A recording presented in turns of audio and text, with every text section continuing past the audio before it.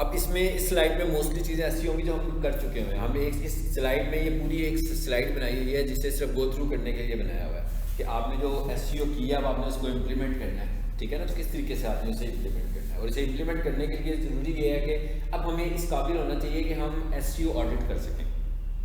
यानी आपको कोई एसईओ का प्रोजेक्ट मिलना है किसी भी वेबसाइट का, तो आपने उस पूरी वेबसाइट का एसईओ ऑडिट करना है। एसईओ ऑडिट करने का मतलब क्या है कि मे बी उसकी एसईओ हुई हुई है, मे बी उसकी एसईओ नहीं हुई हुई। तो एसईओ ऑडिट में वो सब कुछ है जो मैंने आपको पढ़ा दिया, लेकिन उसके लिए अगर आप टूल इस्तेमाल कर लेंगे तो ज़्यादा अच्छा हो जाएगा।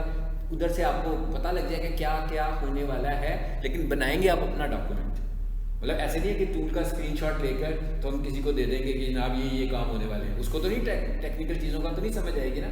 हमने उसको डॉक्यूमेंट फ्रेंडली करके लिखना है कि ये काम भी होना है, ये काम भी होना है। मिसाल के तौर पर हम ये कहते हैं कि भाई टाइटल ऑप्टिमाइज नहीं हुए हैं, तो हम उसे बताएंगे कि आपके टाइटल में कीवर्ड्स एडजस्ट होने वाले हैं। आपके कीवर्ड्स कौन से हैं, इसमें वेबसाइट्स हमें नहीं पता लग रहा है कि कौन से कीवर्ड्स हैं, क्या आपने डिफाइन किए हुए अपने कीवर्ड्स के, अभी हमने डिफाइन करने हैं। मतलब ये एसईओ ऑडिट होगा। क्या आपका टाइटल ऑप्टिमाइज है, क्या आपकी डिस्क्रिप्शन ऑप्टिमाइज है, क्या आपने हेडिंग स्टाइल्स का प्रॉपर यूज़ किया हुआ है, क्या आपकी वेबसाइट का स्ट्रक्चर ठीक बना हुआ है, क्या आपके अंदर जो टेक्स्ट की लेंथ है वो जो एसईओ फ्रेंडली लेंथ है वही वाली है कि नहीं है। उसमें पैराग्राफ्स की सूरत में जो लिखा हुआ है बड़े बड़े पैराग्राफ तो नहीं है। अगर बड़े बड़े पैराग्राफ्स हैं फिर रिकमेंडेशन देंगे कि भाई इनको नंबर ऑफ पैराग्राफ्स में डिवाइड करो। लंबे लंबे सेंटेंसेस तो नहीं है। फिर हम देखेंगे कि भाई जो कीवर्ड पैराग्राफ में यूज़ हुआ है, ये मैं आपको मुख्तसर बता रहा हूँ कि कीवर्ड जो पैराग्राफ में यूज़ हुआ है, क्या हमने उनको स्ट्रॉन्ग के टैग उस पर कीवर्ड्स पे इस्तेमाल किए हुए हैं, क्या हमारा जो कंटेंट है उसके अंदर हमने इंटरनल लिंकिंग की हुई है, एक्सटर्नल लिंकिंग की हुई है कि नहीं की हुई है। ये सारी चीज़ें जो हैं ये है एसईओ ऑडिट, ये हमने करके भेजना है। और ये सारा ऑन साइट के हवाले से भी मैंने डिस्कस किया। अभी और भी इमेज की बात नहीं की हमने, क्या इमेज ऑप्टिमाइजेशन हुई है, क्या इमेज के ऑल्ट एट्रीब्यूट लगे हुए हैं, क्या इमेज ऑप्टिमाइजेशन का जो दूसरा फैक्टर होता है साइज, वो मैनेजमेंट है। ये तो नहीं है, बड़े बड़े साइजेस तो नहीं है, ऑप्टिमाइज मजीद तो नहीं होने वाले। क्या इमेजेस के नाम जो है, ये तो नहीं है कि उसके अंदर अगर 200 इमेजेस हैं आपकी वेबसाइट में और उसके नाम 01, 05, 03 इस तरह के नाम है, क्या आपने कीवर्ड्स की मुनासबत से उनके नाम भी रखे हुए हैं कि नहीं रखे हुए हैं। ये सारी चीज़ें हमें करनी है। ये सारी जो है ना हमारी एसईओ ऑडिट है। ये एसईओ ऑडिट हमने पहले करना है। ये करेंगे तो हम उसको अपना रेट देंगे कि जनाब ये चीज़ें आपकी होने वाली हैं, ये काम हम करेंगे और इसके अगेंस्ट हम आपको इतना चार्ज करेंगे और इतना टाइम लेंगे आपसे आपकी वेबसाइट की एसईओ करने का। ठीक है जी। ऑन साइट एसईओ में आगे जी हम सबसे पहले लिखा हुआ है create user friendly URLs. Number 1 सबसे पहले तो वो कहता है जी आपने अपनी जो वेबसाइट के यूआरएल्स बनाने हैं वो यूजर फ्रेंडली होने चाहिए। ताकि यूजर फ्रेंडली का क्या मतलब है कि जो लोग ढूंढ रहे हैं, मतलब कीवर्ड्स रिफ्लेक्ट कर रहे हो आपके यूआरएल्स के ऊपर। ठीक है, जैसे ये एग्जांपल हम देख रहे हैं, examples of correct optimized URLs, podcast, webinars, what to choose. यानी कि पता लग रहा है ये क्या लिखा हुआ है, SEO specialist in your marketing team. मतलब क्या है, हमारे कीवर्ड्स आ रहे हैं तो उन्होंने कहा आपने जो अपने कीवर्ड्स बनाने होंगे वो इस तरह के आपने बनाने हैं। Number 2 title tags containing keywords, ये हमने देख लिया हुआ है। ठीक है ना। अब हम क्या कर रहे हैं, आपको समझ आ गया ना क्या कर रहे हैं, बेसिकली समराइज कर रहे हैं अपनी ऑन साइट एसईओ को। और देखेंगे कि इन टॉपिक्स में से कोई टॉपिक अगर हमारा रहता होगा तो उसको फिर हम आगे जाके डिस्कस भी करेंगे। ठीक है, तो टाइटल टैग हमने ऑप्टिमाइज किया नहीं किया, आप सबको मैंने बता भी दिया था कि टाइटल टैग कैसे ऑप्टिमाइज करना है। ठीक है, नीचे एग्जाम्पल देखने लिखी हुई आ रही है जी। अच्छा, ये एक बड़ी अहम लाइन इसमें नजर आ रही है आपको, ये तो आपने लाजमी लिखनी होती है। ये जो मैं कहता हूँ ना कि एक रिस्पॉन्सिव वेबसाइट होती है और एक नॉन रिस्पॉन्सिव वेबसाइट होती है। रिस्पॉन्सिव वेबसाइट का मतलब क्या होता है कि भाई मोबाइल पर जाती है तो शक्ल चेंज कर लेती है, डेस्कटॉप पर आती है तो शक्ल चेंज कर लेती है, डेस्कटॉप पे मेन्यू की सूरत में नज़र आ रही होती है और मोबाइल पर जाती है तो वो डॉटेड मेन्यू बन जाता है उसका। तो बेसिकली वो वेबसाइट को हमने इस टैग के थ्रू रिस्पॉन्सिव बनाया होता है। ये जो टैग लिखा हुआ है ना, meta name equals to viewport, content equals to width equals to device width, initial scale equals to 1, shrink to fit equals to no। ये पूरे का पूरा टेक्स्ट कोड आपने कॉपी करके अपनी वेबसाइट पे लगा देना है। आपको जो वेबसाइट मिली हुई है उसके अंदर ये लगा होगा। ठीक है, लेकिन आपने ये भी देखना है कि क्या ये, सबसे पहले तो हमें यही देखनी है, वेबसाइट आएगी तो मैं पहले मोबाइल से चेक करूंगा कि क्या वो रिस्पॉन्सिव है कि रिस्पॉन्सिव नहीं है। ठीक है ना, और उसके बाद मैं कोडिंग में जाकर ये चीज़ चेक करूंगा उसकी। अच्छा जी, उसके बाद टाइटल आ गया। टाइटल देखें कैसे लिखा हुआ है, 2 कीवर्ड्स लिखे हुए हैं और एक आगे कंपनी का नाम लिखा हुआ है, ऐसे ही है ना। मतलब जो भी उसकी कंपनी को उसने रिफ्लेक्ट करना चाह रहा है, वो अपने ब्लॉग को करना चाह रहा है, उसने उसको अपना नाम शो किया हुआ है, लेकिन उससे पहले उसने 2 कीवर्ड लिखे हुए हैं। अच्छा, कीवर्ड के आगे जो है ना, हम अगर कोई अपनी फीचर्स की तरह का कीवर्ड बना लेना, मिसाल के तौर पर जैसे हमारा कीवर्ड था प्रोफेशनल किचन इक्विपमेंट, तो हमने उसके शुरू में क्या लगा दिया, बेस्ट लगा दिया, ठीक है ना। बेस्ट कीवर्ड नहीं है, लेकिन बेस्ट हम एसईओ के लिए लगा रहे हैं कि भाई दिखने में लगेगा भी सबसे अच्छे वाला यही है। किसी ने ये नहीं लिखना बेस्ट, हो सकता है कोई लिख भी ले, लेकिन लोगों ने लिखना है प्रोफेशनल किचन इक्विपमेंट, लेकिन हमने बताया कि भाई ये वाला हमारी जो बेस्ट साइट है ये सबसे अच्छे वाली है। तो इस तरह के डिफाइनिंग कीवर्ड्स भी हमने टर्म्स को अपने उसमें यूज करना है। हाँ जी, आगे क्या लिखा हुआ है जी, link relation equals to alternate, और आगे क्या लिखा हुआ है, hyper reference language equals to, ये अब आपने देख लेनी है कि आपने कौन सी लैंग्वेज के साथ इसको लेकर जा रहे हैं। अपनी लैंग्वेज कौन सी को आप करना चाह रहे हैं। तो यहाँ ये बेसिकली उस वक्त यूज होता है जब एक से ज़्यादा लैंग्वेजेस की बात कर रहे हो उस वक्त। तो अगर ऐसा ना हो तो आप इसको छोड़ भी सकते हैं, लेकिन अगर आपको एसईओ ऑडिट का टूल, यानी एसईओ क्या नाम था उस टूल का, एसईओ चेक कहता है कि भाई ये एचरेफ नहीं आपने लगाया हुआ, एचरेफ लैंग्वेज नहीं लगा हुआ, लगाओ तो ये वाला कोड लगा लीजिएगा, ठीक है। आगे क्या लिखा हुआ है, आगे वेबसाइट का यूआरएल आ रहा है हमारी का, समझ आ गई बात की, यानी ये लगा लूंगा तो अगर उसका स्कोर कम होगा तो उसका स्कोर थोड़ा सा बढ़ जाएगा, ठीक है। आगे क्या लिखा हुआ है जी, in the browser title bar, ये तो वैसे ही बता रहे हैं क्या होना चाहिए, in the search title bar कहता है ब्राउजर में इस तरह नजर आएगा, और सर्च में ये बातें हम पहले भी डिस्कस कर चुके हैं, हाँ बड़ी डिटेल से की हुई इन चीजों को। आगे क्या लिखा हुआ है जी, राइट मेटा डिस्क्रिप्शंस, कहता है जी आपने क्या करना है, अपनी मेटा डिस्क्रिप्शन अच्छे तरीके से लिखनी है, और मेटा डिस्क्रिप्शन भी आपको मैंने भी पहले भी बताया हुआ है कि वो भी आपकी सर्च में नजर आती है, ठीक है। सेम इस तरह जैसे आप देख रहे हैं जी, ये भी हमने बहुत डिटेल के साथ देखा कि पे अटेंशन टू हेडिंग्स, ठीक है। तो कहता है हेडिंग्स की बहुत इंपॉर्टेंस है, तो हेडिंग को आपने देखना है कि क्या आपने H1 एंड H2 हेडिंग्स लगाई हुई हैं कि नहीं लगाई हुई, और बाकी की भी लगा सकते हैं, जरूरी नहीं कि H1 और H2 रिपीट नहीं करनी है। मतलब आपको ये नहीं लगना चाहिए कि आपने 6 पैराग्राफ बनाए हैं तो उन 6 पैराग्राफ को आपने H1 ही लगाना है, तो ये भी सही फैक्टर नहीं है। आपने अपना कंटेंट को स्ट्रक्चरल शो करना है कि भाई यहाँ से मेरी बात शुरू हुई है, ये मेन पैराग्राफ है, आगे से जो है इसके सब पैराग्राफ्स आ रहे हैं, और अगर ना भी आ रहे हो तो हम जो अगर हमें ये फील होता है कि भाई H1 बड़ा है और H2 छोटा है, तो ये हमारा मसला नहीं है, ये तो स्टाइल शीट लगा देगा वो आपको, साइज वो सबका बड़ा कर देगा, लेकिन हमने गूगल के क्रॉलर को बताना है कि हमने डिफरेंट हेडिंग स्टाइल्स यूज किए हुए हैं, ठीक है। ये देखिए समझ आ गई बात की ना, कहता है H1 फिर H2 फिर H3, फिर यहाँ से आ गया एक H2, फिर यहाँ H3 और फिर यहाँ H3, यानी कि उसने स्ट्रक्चर बनाकर दिखा दिया आपको। हाँ जी बिल्कुल कर सकते हैं, बिल्कुल शुरू कर सकते हैं, यही उसने दिखाया है। तो ये था एक मेन ऑन साइट एसईओ का, लेकिन इसमें और बहुत सारी चीज़ें भी हैं जो मैंने आपको पहले बता दी। इमेज ऑप्टिमाइजेशन, अगर हम इमेज ऑप्टिमाइजेशन की बात करें तो उसमें क्या आ जाता है, और सब पता है आपको, है ना, मैंने काफ़ी तकरीर की हुई है इसके ऊपर। इंटरनल लिंकिंग के ऊपर भी बहुत बताया हुआ है आपको। एक्सटर्नल लिंक का मतलब क्या है कि दूसरी साइट्स के साथ लिंक बनाएं तो ज़्यादा बेहतर है कि अपने ही लिंक्स बनाएं सोशल मीडिया को, ठीक है, अपने सोशल मीडिया को टारगेट करें आप लोग। आ जाए जरा, इसको बंद करें इसको। अब आते हैं कोड फैक्टर में, बल्कि ये कौन सी फाइल है इसको मैं आपको दे देता हूँ। हाँ ये मोआ स्टूडेंट, ये इकट्ठे करके लिखे हैं सारे, कि अपना ही दिया सिर्फ? ओके गुड, हो गया। अच्छा जी यहाँ पर आए ज़रा, डिजिटल मार्केटिंग, यार इसको तो ढूंढना पड़ेगा मुझे, है ना। डीएम है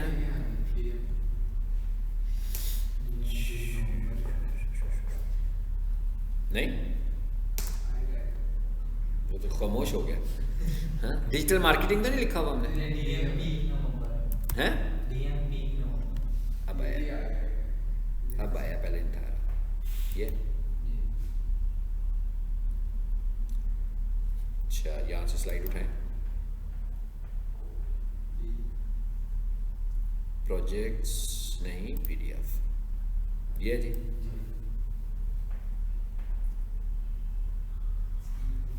चलो भाई इसके ऊपर आ जाओ।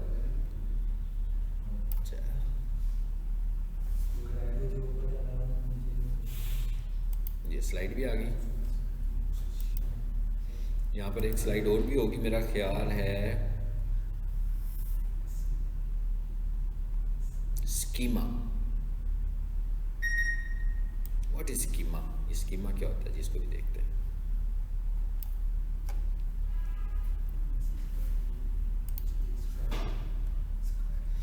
अब इसे खोल लेते हैं।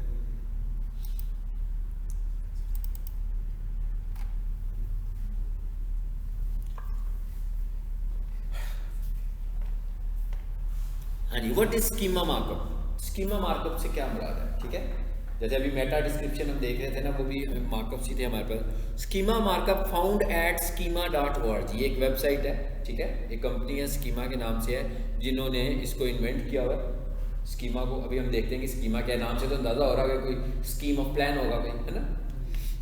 Once edit to a web page, schema markup creates an enhanced description. आपकी वेबसाइट की एक इनहैंस डिस्क्रिप्शन आ जाएगी, commonly known as rich snippet, यानी जो एडिशनल इंफॉर्मेशन होती है उसको कहते हैं, हम कहते हैं रिच स्निपेट। वेबसाइट के साथ जो एडिशनल चीजें अटैच हो जाती हैं उन्हें हम बोलते हैं रिच स्निपेट, ठीक है। Which appears in your search results, कहता है ये एक एडिशनल इंफॉर्मेशन है जो आपकी वेबसाइट के साथ आएगी, ठीक है, और ये क्या कहलाएगी? रिच स्निपेट कहलाएगी। और ये लगाएंगे कैसे? हम स्कीमा के थ्रू। ये भी एक बहुत बड़ा फैक्टर है एसईओ का, और ये भी ऑन साइट एसईओ का हम देख रहे हैं, ऑफ साइट एसईओ का फैक्टर नहीं है। अच्छा, ये देखें स्कीमास क्या है, ये देखें वेबसाइट नजर आ रही है, कितनी सारी एडिशनल इंफॉर्मेशन दिख रही है हमें साथ, ये स्कीमास की वजह से नजर आ रही है सारी। अच्छा, why is schema important in SEO? Schema markup is also called semantic vocabulary और माइक्रो डाटा। सिमेंटिक वोकैबुलरी का क्या मतलब होता है? सिमेंटिक वोकैबुलरी से मुराद होता है ऐसी वोकैबुलरी, एक तो आपके कीवर्ड्स हैं, ठीक है, और एक आपके कीवर्ड्स इन मीनिंग है। मतलब एक कीवर्ड्स है और एक कीवर्ड्स इन मीनिंग है। मिसाल के तौर पर मैं कहूँ कीवर्ड मेरा है कि best computer college in Lahore, तो ये कीवर्ड में बहुत ज़्यादा तो इस्तेमाल भी नहीं कर सकता। हमने कहा था कि भाई 2.6 2 से 3% तक यूज़ करो, बस इससे ज़्यादा नहीं कर सकते। लेकिन कीवर्ड इन मीनिंग का मतलब ये होगा कि कंप्यूटर फाउंडेशन कोर्स, तो कीवर्ड इन मीनिंग हो गया। Digital marketing course, keyword in meaning हो गया। अगर मैं कहूँ कमर्शियल किचन इक्विपमेंट, तो ये कीवर्ड है मेरा। लेकिन अगर मैं लिखूँ commercial pizza oven, ice cream machinery, bakery counter, तो कीवर्ड्स इन मीनिंग आ रही है, क्योंकि बेसिकली वो रिप्रेजेंट इन चीज़ों को कमर्शियल किचन करने लगा हुआ है, ठीक है। तो कहता है इसका ये फ़ायदा होता है कि इस तरह की वोकैबुलरी हम इसमें बहुत सारी ऐड कर देते हैं। और बेसिकली स्कीमा का मतलब ये होता है कि हम क्राउलर को ये बता रहे होते हैं कि जो वेबसाइट है ये किसके मुतल्लिक है। यानी एक वो जब क्राउल विजिट करता है ना, उसमें हम सारी इन्फॉर्मेशन दे देते हैं उसको कि भाई ये वेबसाइट की एक समरी बनाकर दे देते हैं कि भाई ये जो वेबसाइट है ये इस काम के लिए। तो उसके लिए उसको क्राउल करना और कैटेगरी असाइन करना आसान हो जाता है। उसके बाद हम स्कीमा में जाकर अपने सोशल मीडिया लिंक्स भी बता देते हैं। अब सोशल मीडिया लिंक्स हमारी वेबसाइट पे पड़े हुए हैं, ये हम क्राउलर को बता रहे हैं। इसका फ़ायदा क्या हो रहा है? इसका आप अक्सर देखते हैं ना कि वेबसाइट खोलें तो साथ उसके फेसबुक पेज भी खुल जाता है, साथ उसके और उसकी सारी चीज़ें उसके साथ ओपन हो जाती हैं जो उससे रिलेटेड हो। मिसाल के तौर पर अगर मैं अभी दस्तगीर इंजीनियरिंग का पेज खोलूँ या स्टार्स अकेडमी का पेज खोलूँ, तो पेज को जब हम स्क्रॉल करके नीचे आते हैं तो हम देखते हैं कि नीचे फेसबुक भी आ जाता है, नीचे ट्विटर भी आ जाता है। सो ये इसकी वजह। और अगर आपने ये सब कुछ नहीं किया होगा तो जिन्होंने ये किया होगा फिर उस कीवर्ड के अगेंस्ट उनका आना शुरू होता है, ठीक है। इसलिए हमें ये भी करना ज़रूरी होता है। Does schema help SEO? Yes, schema में एसईओ में बहुत ज़्यादा हेल्प मिलती है, बहुत बड़ा फैक्टर है एसईओ का, ठीक है। How does schema affect for SEO? Website that use schema markup will rank better in search, ठीक है, सर्च इंजन रिजल्ट पेज पे बहुत बेहतर तरीके से ये रैंक होती है। One study determine that websites with markup rank average of 4 positions. कहता है जिसको स्कीमा लगा होता है, कहता है ये स्टडी शो करती है कि ऐसी वेबसाइट जिनको स्कीमा नहीं लगा होता वो पहली 4 पोजीशंस पे नहीं होती हैं, और जिनको स्कीमा लगा होता है वो पहली 4 पोजीशंस पे नजर, यानी कि बहुत स्ट्रॉन्ग फैक्टर है एसईओ का। अब आगे क्या आ गया जी? Schema validator. इसका क्या मतलब हुआ? यहाँ से आकर हम चेक करेंगे कि भाई क्या वेबसाइट को स्कीमा लगा हुआ है। ये भी एसईओ ऑडिट में आ गया ना हमारे कि क्या स्कीमा लगा हुआ है कि स्कीमा नहीं लगा हुआ। ठीक है, तो मैं इस पर क्लिक करता हूँ, कहता है ये वैलिडेट करना है तो इस लिंक पे क्लिक कर देना। ठीक है, अच्छा सॉरी ऊपर वाले में, ये तो बनाने का आ गया ना नीचे, इस पर क्लिक कर देते हैं जी।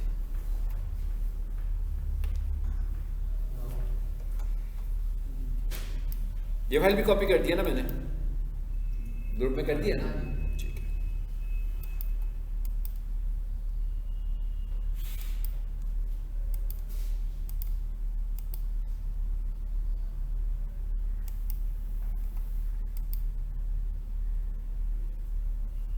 जी क्या लिखा हुआ आ रहा है जी, टेस्ट योर स्ट्रक्चरल डाटा। ठीक है, सो मैं यहाँ लिखता हूँ https://w,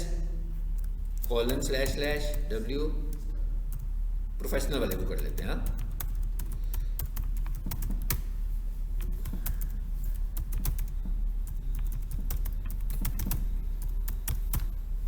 जी ये क्या लिखा है, रन टेस्ट।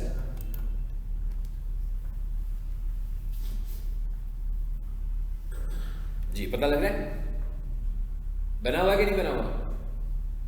राइट साइड पे आ गया ना सब कुछ, कोड भी आ रहा है लिखा हुआ, ये कोड खुद ही जनरेट हो रहा है। आपने सर इस ऑप्शन में आकर उसको इन्फॉर्मेशन देनी है जब आपने बनाना है, बनाते हुए हमने उसको सारी इन्फॉर्मेशन देते जाने स्कीमा में, तो कोड खुद ही जनरेट हो जाएगा।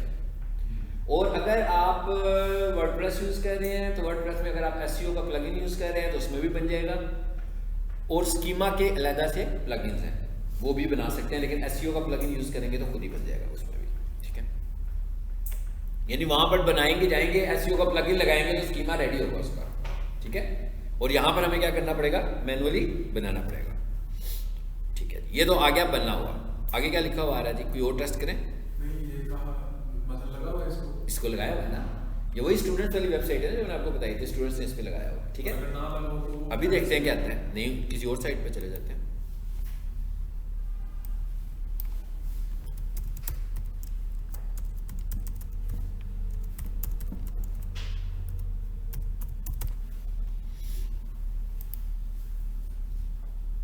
ये डॉक्यूमेंट तैयार करके लेकर जाते हैं, और इसको तैयार करने का तरीका क्या है, जब आपने क्लाइंट हंटिंग करनी है ना, तो वेबसाइट तो ऑनलाइन होती है सबकी, मैं क्या वेबसाइट तो लाइव होती है सबकी। ठीक है, मतलब जिसको आपने 5-6 क्लाइंट्स को टारगेट करना है कि ये बिजनेस लेना है मैंने इनसे, उनकी वेबसाइट का खुद से एनालिसिस कर लें, एक डॉक्यूमेंट तैयार कर लें, फाइल बनाएं और उसके पास लेकर चले जाएंगे। जनाब आपकी उसकी वेबसाइट की पहले तारीफें करें अच्छी सी कि वेबसाइट आपकी बहुत अच्छी है। ठीक है, लेकिन ये देखें रैंक नहीं कर रही है, दूसरे पेज पर आ रही है, तीसरे पेज पर आ रही है, तो ये इसमें काम होने वाले हैं क्योंकि इसकी एसईओ नहीं हुई है। फिर आप उसको समझाएं कि जिन्होंने ये कराया हुआ वो किधर रैंक कर रहे हैं और आप किधर कर रहे हैं। देखिए ये इसमें क्या लिखा हुआ आ रहा है, कोड आ रहा है लेकिन आगे कुछ भी नहीं बना हुआ ना। ठीक है, कोड का क्या मतलब है, देखें जरा, कोड तो सारा वो वाला आ रहा है ना, मतलब उसका अपनी वेबसाइट का कोड आ रहा है, स्कीमा का कोड नहीं आ रहा। ठीक है, अब आ जाते हैं जरा अगली स्लाइड। इससे सर वो भी कोई डॉक्यूमेंट हो तो शेयर कर दीजिएगा, जैसे किसी किसका को आपने दिखाना हो जो आप कह रहे हैं, वो आपसे बनाएंगे ना, जब आखिर में शेयर करूंगा, पहले आप लोग बनाए ना। ठीक है, फिर मैं आपसे बहुत सारी चीजें एंड पे शेयर करूंगा मजीद। ये क्या लिखा है, हाउ टू क्रिएट स्कीमा। हाँ जी, इससे अब हमने जाकर क्रिएट करना है स्कीमा अपनी वेबसाइट का। पहले मैंने क्या किया, टेस्ट किया, स्कीमा वैलिडेटर से सिर्फ चेक किया कि स्कीमा है कि नहीं है।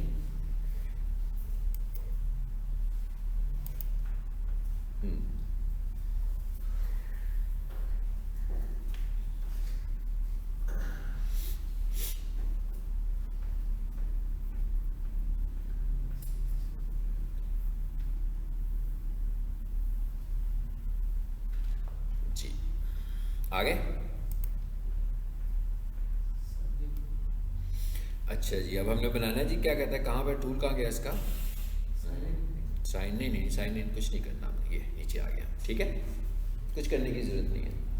क्या कह रहा है, which schema would you like to create, कहते हैं आपने कौन सा स्कीमा बनाना है अपनी वेबसाइट का।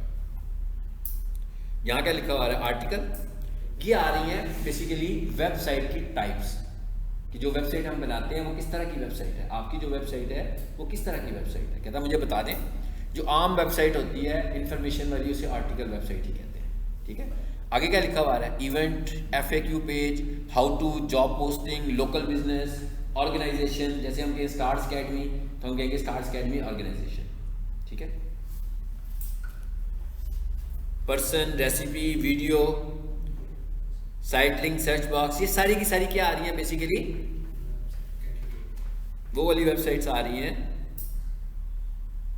पर्सन लिखी हुई आ रही है, पर्सनल है आपकी, जैसे पोर्टफोलियो होता है आपका।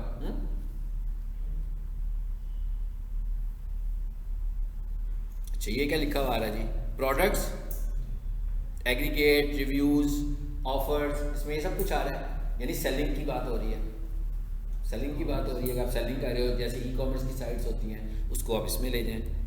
ये ऑर्गेनाइजेशन है, logo, contract, social profile, local business में भी आ सकती है और ऑर्गेनाइजेशन में भी आ सकती है, ठीक है। अगर हम कॉलेज अकेडमी की बात करें तो इस पर आ जाते हैं। चलिए अब आगे इधर क्या पूछा अब आपसे, अब आप राइट साइड पे देखें, बनना शुरू हो गया, ठीक है।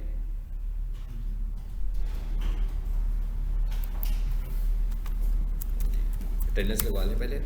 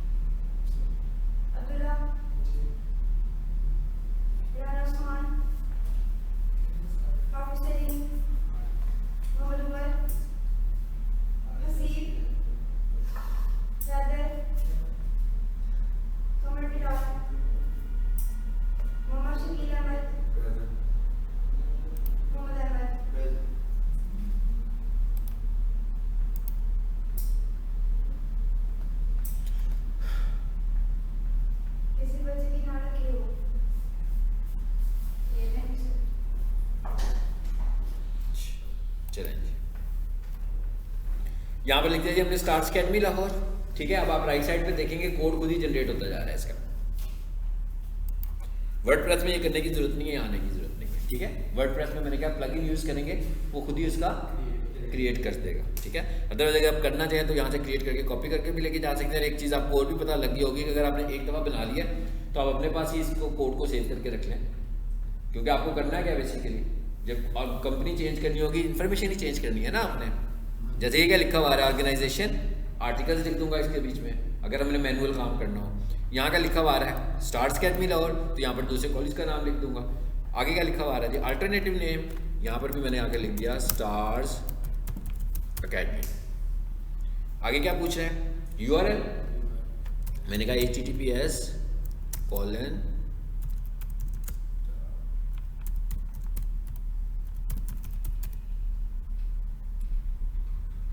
क्या है, कॉलेज है ना, नहीं स्टार्स अकेडमी कॉलेज नहीं है, स्टार्स कॉलेज था, है ना, स्टार्स कॉलेज था। अच्छा चलो जी, वो दूसरी थी, वो मैंने किसी और की खोली हुई थी। अच्छा अब ये आ गया इसका, आगे क्या लिखा हुआ है, लोगो URL।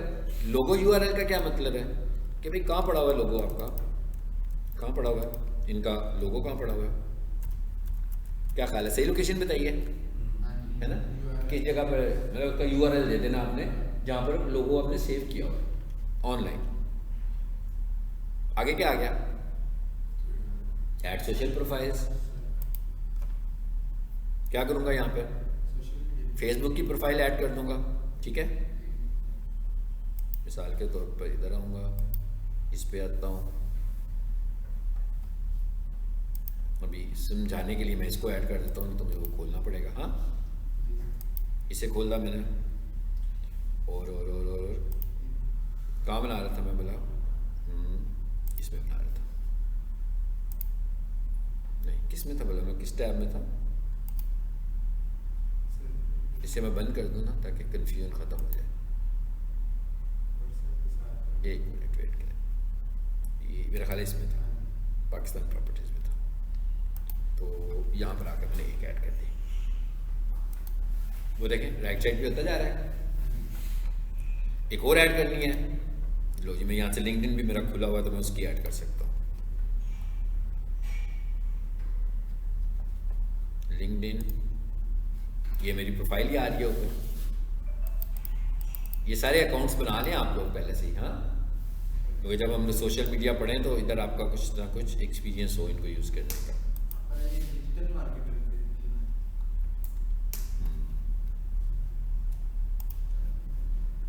लो, इस तरह आपके जितने भी सोशल मीडिया के अकाउंट्स होंगे आपने उन सबकी बना लेनी है। फिलहाल मैंने अभी 2 दे दिए हैं उसको, ठीक है।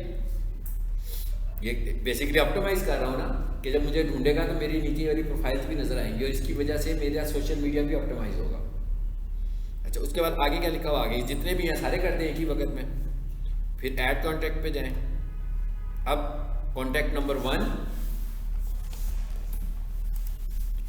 जी, कितने सारे उसने दे दिए। मिसाल के तौर पे मैं कहता हूँ जी पहला कॉन्टैक्ट मैं दे रहा हूँ कस्टमर सर्विस के लिए, तो जो भी मैंने देना होगा यहाँ पर बताता जाऊँगा चीज़ें सारी इसको, ठीक है। अच्छा, उसके बाद दूसरा मैं देना चाहता हूँ किस लिए, सेल्स के लिए। अब ये देखिए ये सारी इन्फॉर्मेशन मैं अब किसको दे रहा हूँ, क्लाइंट को नहीं दे रहा ये इन्फॉर्मेशन। अब ये इन्फॉर्मेशन मैं क्रॉलर को दे रहा हूँ। सो क्रॉलर को स्ट्रांगली पता लग जाएगा कि मेरी वेबसाइट क्या है और मैं क्या क्या सर्विस देता हूँ और मैं किस किस तरह सर्विस देता हूँ और मेरे अदर प्लेटफॉर्म्स कौन से हैं। मतलब ये सारी इन्फॉर्मेशन क्रॉलर के पास जा रही है। आपके जो सोशल मीडिया के लिंक्स हैं, होम पेज पर बटन बने हुए हैं, आपने तो वहां से दिए हुए हैं उसको, लेकिन ये इन्फॉर्मेशन हम सिर्फ क्रॉलर को दे रहे हैं। ठीक हो गया जी, बन गया। अब हम क्या करेंगे, इसको कॉपी कर लेंगे और क्या करेंगे, जो भी हमारी इंडेक्स की फाइल होगी वहां पर जाएंगे और वहां जाकर इसको पेस्ट कर देंगे, ठीक है। वहां पर पेस्ट कर देंगे हेड पोर्शन में जाकर, सिंपल। बस फाइल सेव करेंगे, हमारा क्या बन गया, स्कीमा क्रिएट हो गया। और जब आप किसी वेबसाइट का एडिट कर रहे होंगे और स्कीमा नहीं होगा और जैसे जैसे आप ये फैक्टर्स अप्लाई करते जाएंगे तो आप देखेंगे कि आपका स्कोर इंप्रूव होता जाएगा उधर, ठीक है। मतलब आप 50 से शुरू हो रहे हैं तो वो बता रहे हैं ये नहीं हुआ, ये नहीं हुआ। जैसे जैसे आप फैक्टर अप्लाई करेंगे 50 से 55 पे जाएंगे, 55 से 60 पे आएंगे, 60 से 80 पे जाएंगे और आहिस्ता आहिस्ता जितना अच्छे स्कोर लेंगे उतना बढ़ता आपका क्वालिटी स्कोर भी उतना बढ़ता जाएगा, ठीक है। चलो जी, कंप्लीट हो गया काम हमारा, ये भी टास्क हमारा कंप्लीट हो गया। अगला जो लेक्चर लेंगे जी वो हम लेंगे टेक्निकल एसईओ के ऊपर, जो मैंने आपको पिछले लेक्चर में दिया था। एक टेक्निकल एसईओ पे लेक्चर लेंगे, एक वर्डप्रेस पे लेक्चर लेंगे कि वर्डप्रेस में अगर हमने ऑन साइट एसईओ करनी है तो कैसे करनी है, और एक टेक्निकल एसईओ के ऊपर हम लेक्चर लेंगे कि टेक्निकल एसईओ क्या होती है। क्योंकि मैंने आपको हल्का सा अंदाजा दिया था पिछले लेक्चर में कि ऑन साइट एसईओ का ही पार्ट है, लेकिन हम बहुत सारे काम ऐसे हैं जो कर चुके हुए हैं वो टेक्निकल एसईओ में आते हैं। हम सारी चीज़ें पढ़ेंगे कि टेक्निकल एसईओ में क्या चीज़ आती हैं। और वेबसाइट स्पीड टेस्ट, इस पे आए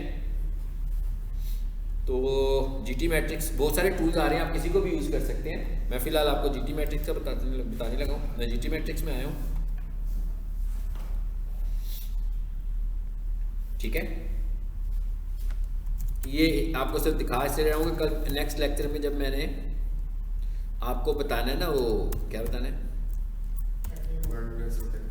टेक्निकल एसईओ जब बताना है तो इसकी बहुत इंपॉर्टेंस होगी। Professional kitchen equipment TEC kitchen.com की जो डोमेन होती है ये भी एसईओ का फैक्टर होता है। .com डोमेन, यानी अगर आपका .com की डोमेन होगी तो गूगल इसको भी रिकमेंड करता है कि आपके पास .com की डोमेन है, ठीक है। टेस्ट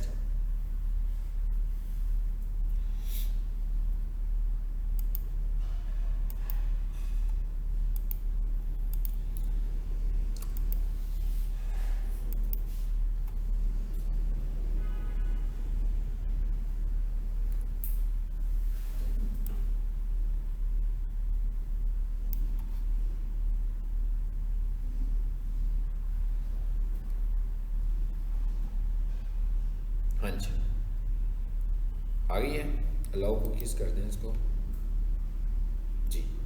ये हमने सब डोमेन में बनाई हुई है, ठीक है। ये क्या कह रहा है, इसकी परफॉर्मेंस 71% है। ये सारे फैक्टर्स अब अगले लेसन में हम देखेंगे। अब ये वाली सारी चीज़ें जो हैं ये डेवलपर से रेलिवेंट चीज़ें हैं। ये क्या लिखा हुआ आ रहा है, परफॉर्मेंस, कि वेबसाइट परफॉर्म किस तरीके से कर रही है।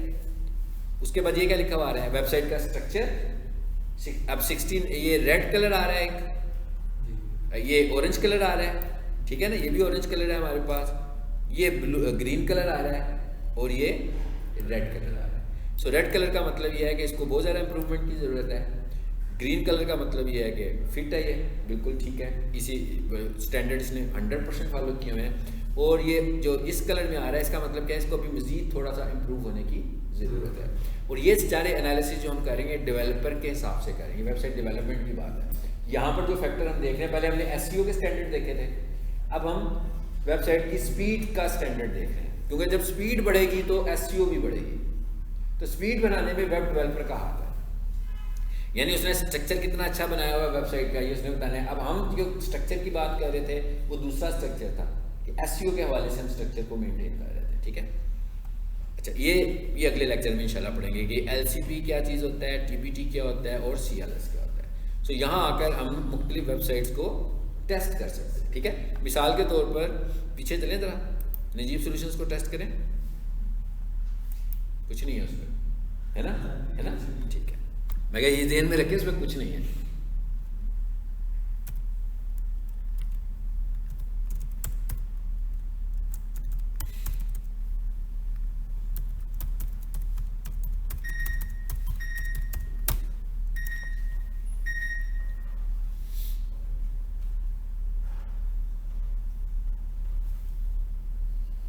इन चीज़ों पे तवज्जो नहीं देते, ना डेवलपर देता है तवज्जो और ना बनवाने वाला देता है।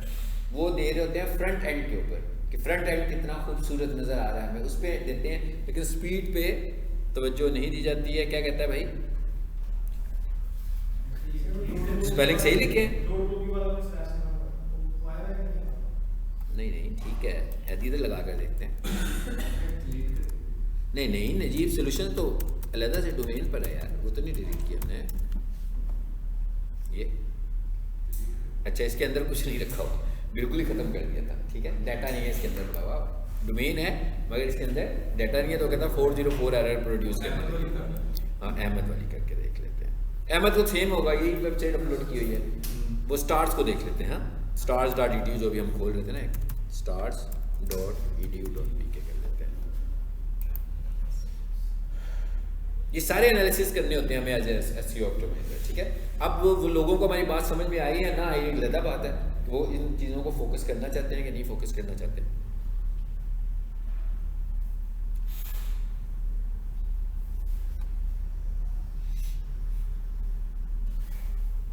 फाइलें मैंने आपको भेज दी हैं सारी,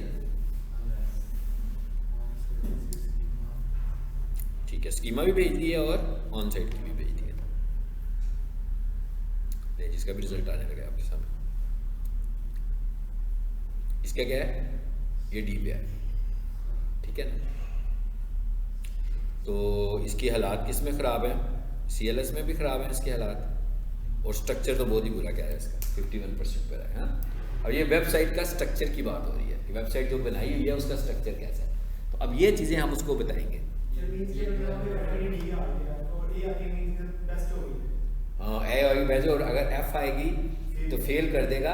तो इसका मतलब ये नहीं है कि इशू है वो रैंक नहीं कर पाएगी, रैंक करने में इशू होगा, ज़रूर होगा, लेकिन फेल करने का मतलब ये नहीं कि वो गूगल उसे इग्नोर कर रहा है कि ये गूगल ने उसे ब्लैक लिस्ट कर दिया या ब्लैक हैट एसईओ कह रहा है उसको, बल्कि वो क्वालिटी स्कोर को मेंटेन नहीं कर रही है, ठीक है। अब जैसे जैसे इस वेबसाइट को ठीक करते जाएंगे, सबसे पहले तो इन्होंने स्लाइडर्स लगाए होते हैं ऊपर, और उसके बाद ये देखिए पॉपअप भी आ रहा है इसके ऊपर, एक आ रहा है ना पॉपअप भी, जो है ना वो एसईओ रिकमेंड नहीं करता, गूगल रिकमेंड नहीं करता कि आप पॉपअप्स लगाएं।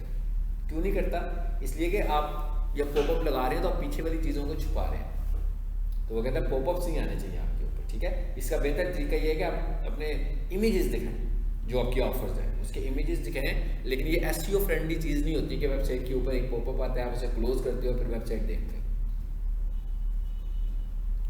पॉपअप्स का पता है ना क्या कह रहा हूँ मैं, पॉपअप विंडोज जो ऊपर आ रही होती है। ये देखिए यहाँ पर सारे एनालिसिस हैं, इनको जब पढ़िएगा ताकि अगला लेक्चर जब हम करेंगे तो आपको कुछ चीज़ें समझ में और अच्छे तरीके से आ जाएंगी, ठीक है।